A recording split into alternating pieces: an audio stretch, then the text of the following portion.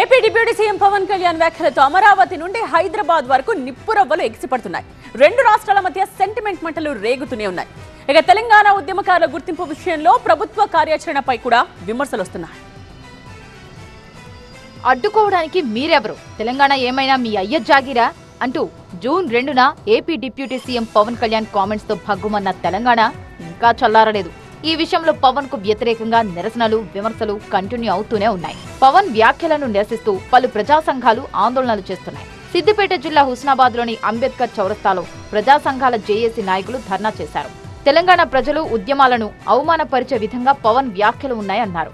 BJP నేతల వ్యాఖ్యలు కూడా అలాగే ఉన్నాయి. ఇకనైనా మారుకోవాలని హెచ్చరించారు. IIHM స్టూడెంట్స్ ప్రపంచం మొత్తం ఉద్యోగాలు చేస్తూ లక్షల్లో జీతాలు సంపాదిస్తున్నారు. ఇప్పుడే చేరండి international institute of hotel management. ఈ విషయంపై తెలంగాణ జనసేన క్లారిటీ ఇచ్చే ప్రయత్నం చేసింది. తెలంగాణ ఏ ఒక్కరి జాగీర్ కాదు, 4 కోట్ల ప్రజల జాగీర్ అనే ఉద్దేశంతోనే పవన్ మాట్లాడారని ఆ పార్టీ నేతలు అంటున్నారు. తెలంగాణపై పవన్ కు కమిట్మెంట్ ఉందని అంటున్నారు జనసేన నేతలు. ఇది ఒక్కరు వ్యక్తికో ఎవరికో సంబంధించింది కాదు, ఇది ఆస్తిగా కాదు.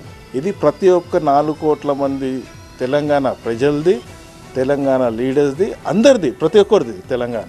ఆ ఉద్దేశంతోనైనా ప్రస్తావించి చెప్పాడు. డెఫినెట్గా తెలంగాణలో ఏ విధమైన ఎన్నికలు వచ్చినా, లోకల్ బాడీ ఎలక్షన్స్ కానీ, గ్రేటర్ హైదరాబాద్ ఎన్నికలు కానీ, జనరల్ ఎలక్షన్స్ కానీ, ప్రతి ఎన్నికల్లో జనసేన పోటీ చేస్తుంది. పవన్ వ్యాఖ్యలతో తెలంగాణలో మరోసారి సెంటిమెంట్ రేగింది. ఇక అదే సమయంలో ఉద్యమకారుల గుర్తింపు కోసం ప్రభుత్వం ఏర్పాటు చేసిన అఖిలపక్ష సమావేశానికి పలు పార్టీలను పిలవడంపై బీఆర్ఎస్ తీవ్ర అభ్యంతరం వ్యక్తం చేస్తోంది.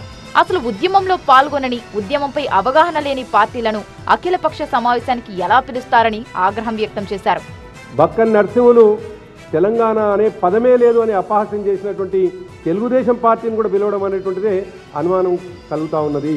తెలంగాణ ఉద్యమంలో ఏనాడు పాల్గొనని, తెలంగాణకు సంబంధమే లేని వైఎస్ఆర్సీపీని కూడా ఈ అఖిలపక్షానికి పిలవడం జరిగింది. అంతెందుకు చాలా స్పష్టంగా తెలంగాణని మేము వ్యతిరేకిస్తున్నాం, తెలంగాణకు మేము అనుకూలం కాదు అని చెప్పినటువంటి సిపిఎం పార్టీని కూడా అఖిలపక్షానికి పిలవడం జరిగింది. దీంతో ప్రభుత్వం యొక్క చిత్తశుద్ధి ఏ విధంగా ఉండబోతుందో అనే ఒక అనుమానం మాత్రం కలుగుతా ఉంది. సెంటిమెంట్ చుట్టూ రాజుకున్న ఈ మంటలు ఎప్పుడు చల్లారుతాయో చూడాలి మరి.